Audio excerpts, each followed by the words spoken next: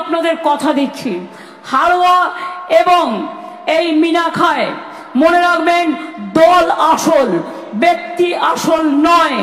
এই দলকে জেতাবেন জোড়া ফুল চিহ্নে ভোট দিয়ে। আর আপনাদের জেতার পর আমি হাড়োয়াতে এবং মিনাখায় আসব।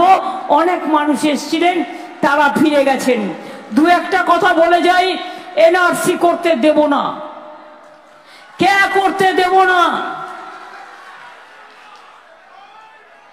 ইউনিফর্ম সিভিল কোড করতে দেব না, তপশিলীদের রিজার্ভেশন কাটতে দেব না, ওবিসিদের রিজার্ভেশন কাটতে দেব না, এসটিদের রিজার্ভেশন কাটতে দেব না, ভাই বোনদের যাতে চাকরি হয় নজর দেব, কৃষকদের ভাতা দেব, সমুদ্র সাথীদের 2 মাসের জন্য যারা নদীতে যেতে পারে না তারা 5,000, 10,000 টাকা পাবে।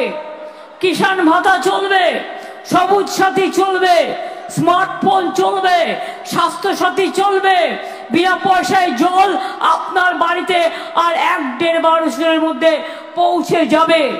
এবং মনে রাখবেন, লক্ষ্মীর ভান্ডার চলছিল, চলবে, বিনা পয়সায় রেশন চলবে। বিজেপির নেতাদের এত সাহস, সন্দেশখালীকে অসম্মান করে বলে কিনা এই গুন্ডা পারে না লড়তে, ক্ষমতা থাকলে যাও, মানুষকে ভোট দিতে দাও।